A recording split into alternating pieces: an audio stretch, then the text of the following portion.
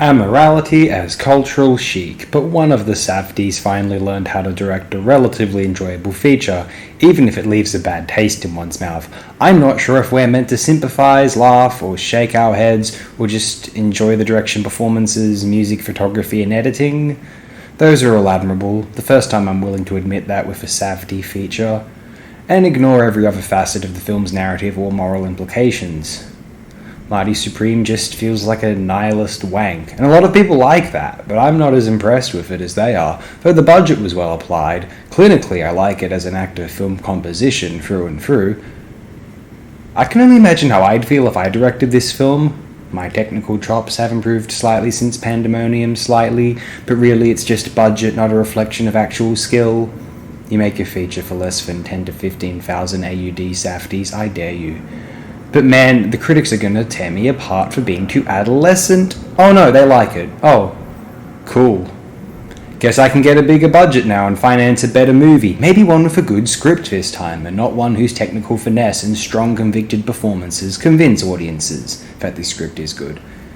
As far as slightly overrated Best Picture nominees go, it's pretty good. As far as all-time American classics go, it's probably quite far from that. And I'm a bit sick of all these movies being set in the 50s. The 50s, ooh, it was a socially conservative period in time for like 10 years compared to the 7 decades since then. Ooh! There's a subconscious admission there. Americans can't help but be fascinated by the 50s, when there were parameters, when everything felt ordered and quaint, when things meant something, you didn't have an onslaught of input, assaulting you at every moment of every day.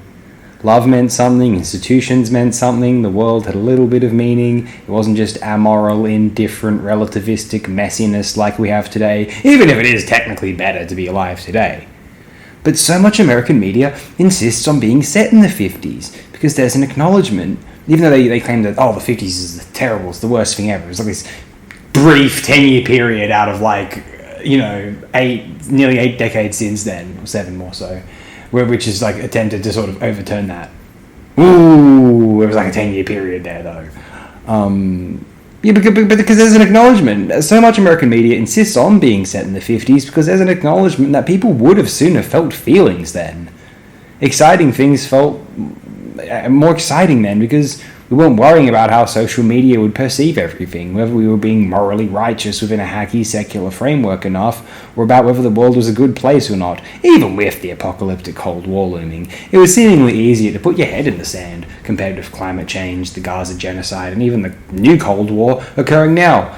Americans yearned for their 50s, for the mystery, for the sanctity, when sex was edgy, violence was intense, drugs were a special experience, and going to the movies was the highlight of your day, and not something you convince yourself to do rather than just watching the film at home, usually because some girl prefers it if you go out rather than hang out in some confined studio apartment, but to each their own.